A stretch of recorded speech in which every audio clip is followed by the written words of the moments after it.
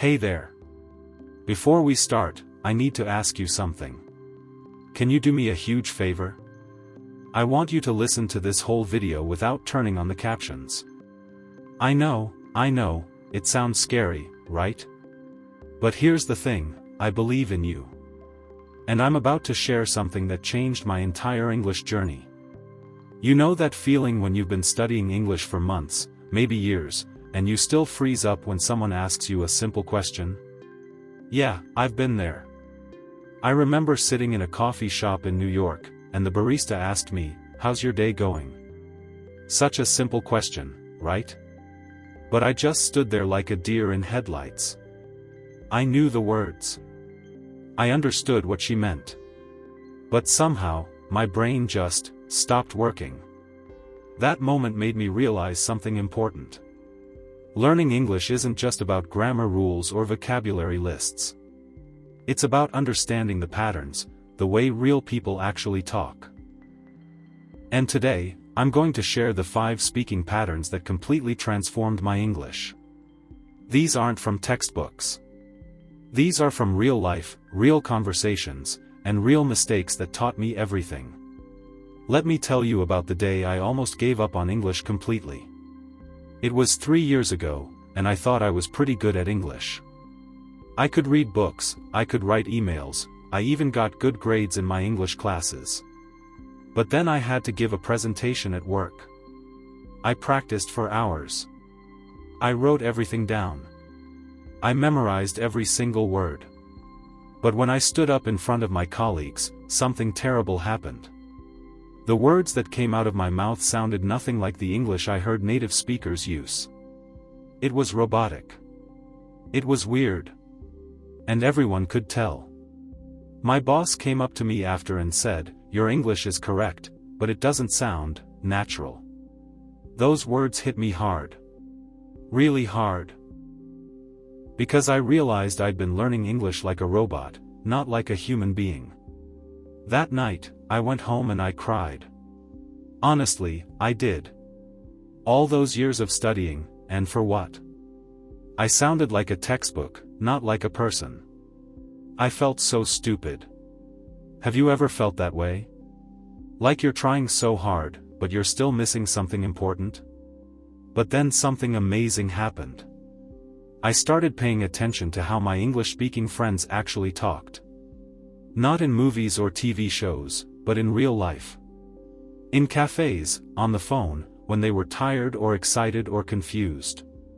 And I noticed something incredible. They used the same patterns over and over again.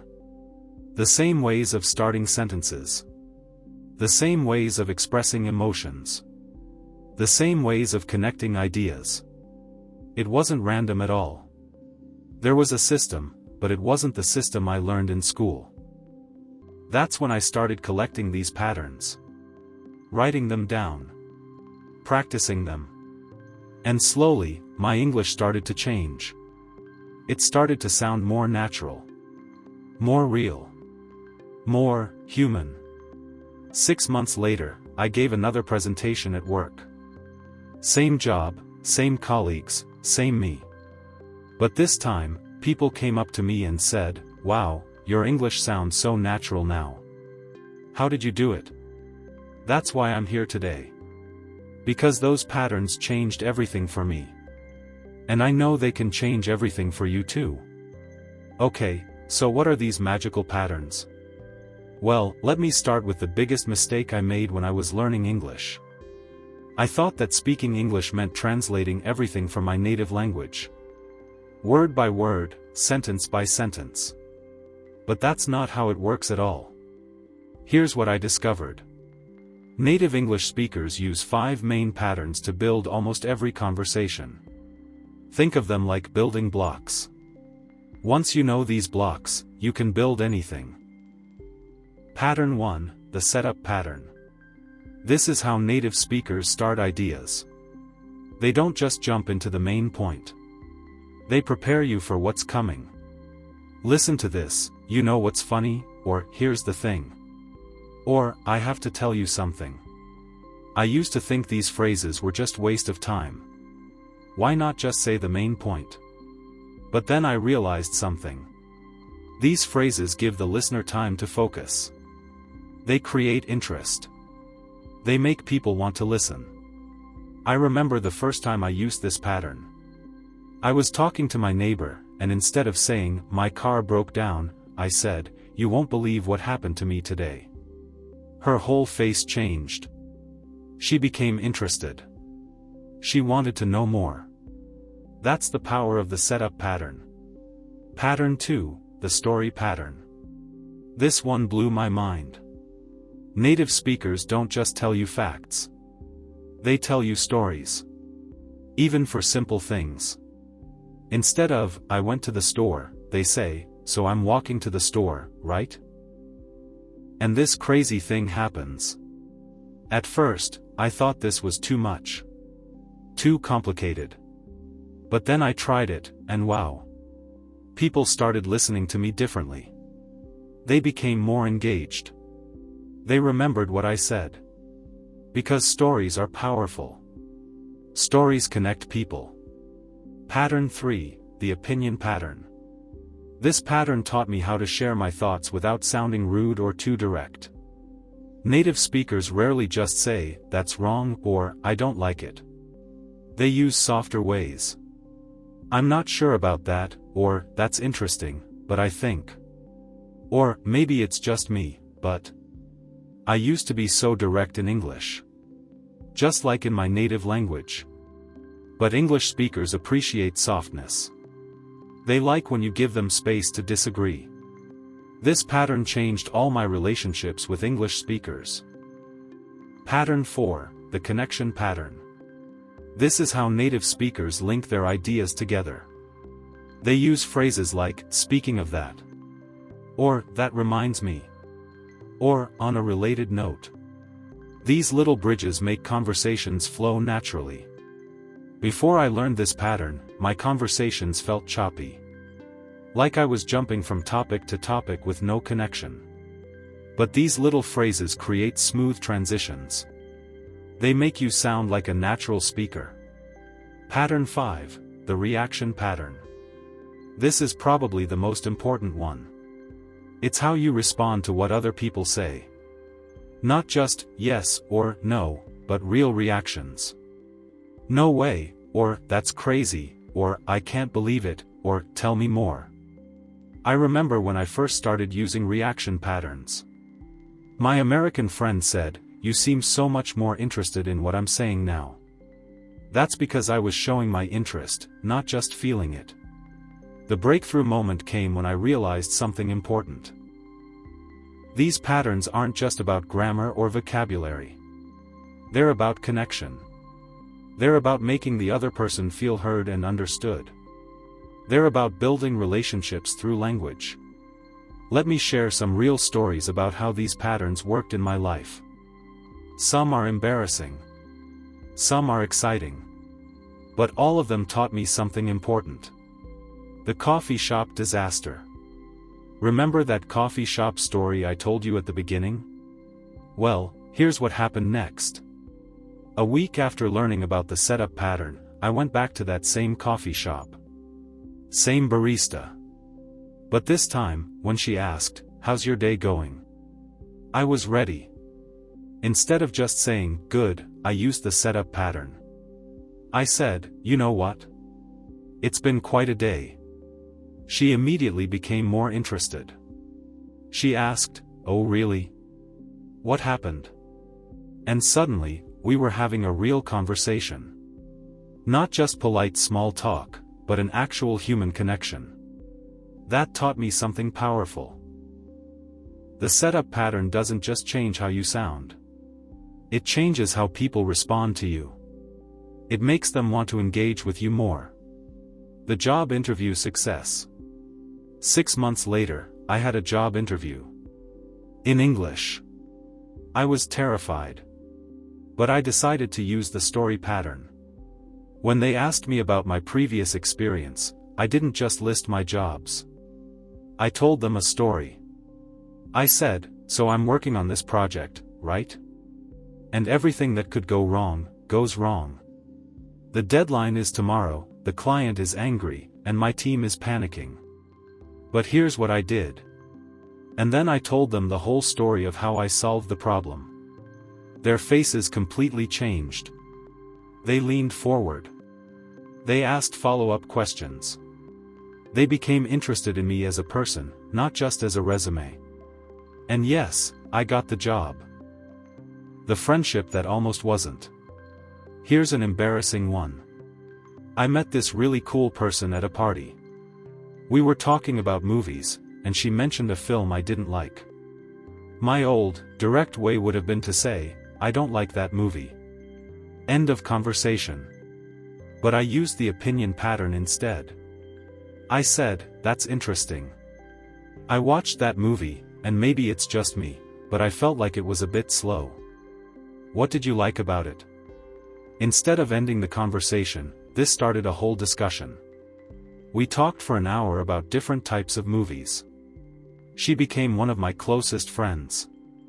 All because I used the opinion pattern to disagree politely. The networking event nightmare.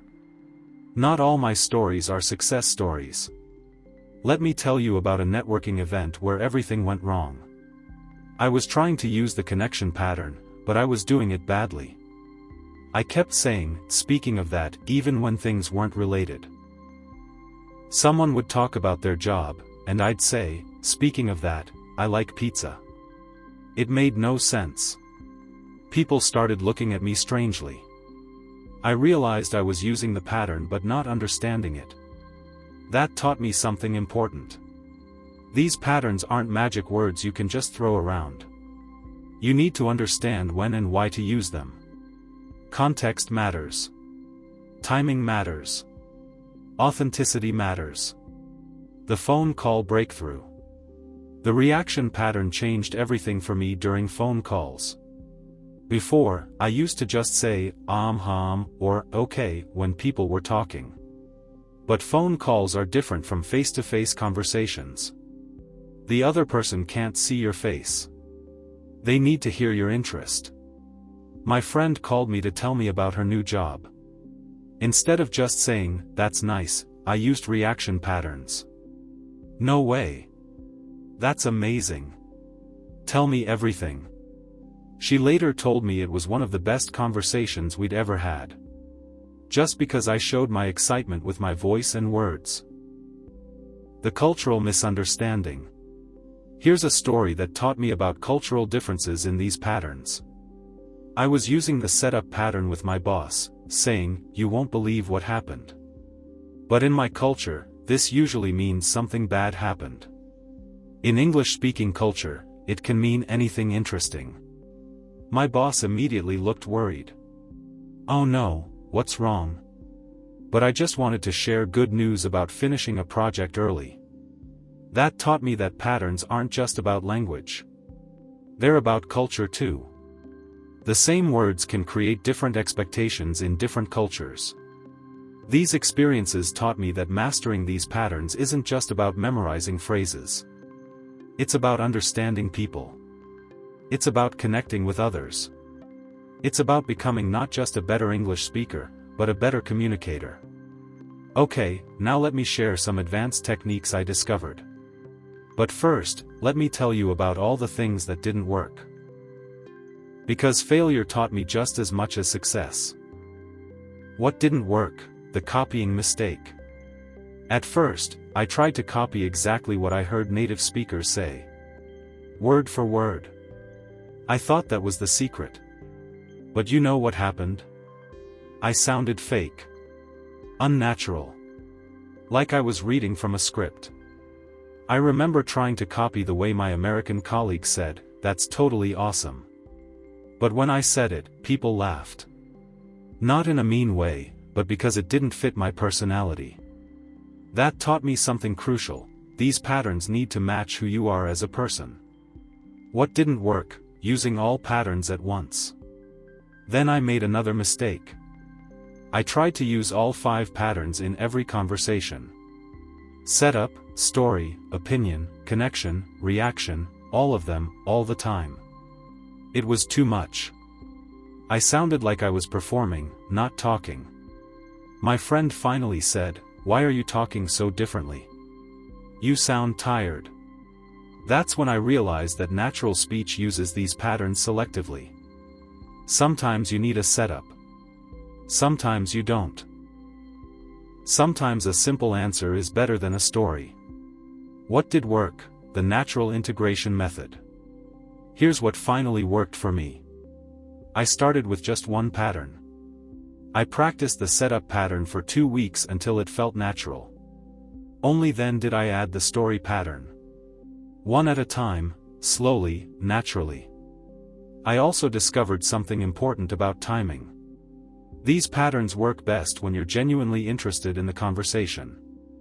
They don't work when you're just trying to sound impressive. Authenticity beats perfection every time. Advanced Technique 1, Pattern Stacking. Once I mastered individual patterns, I learned to combine them smoothly. For example, I could use a setup pattern to introduce a story, then use the connection pattern to link it to the other person's experience, and finish with a reaction pattern to their response.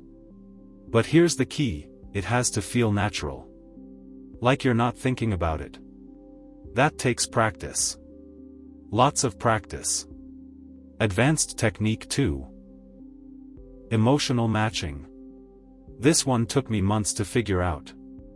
The same pattern can sound completely different depending on your emotional energy. You won't believe what happened, can be excited, worried, frustrated, or surprised. The pattern is the same, but the emotion changes everything. I learned to match my emotional energy to the situation and to the other person.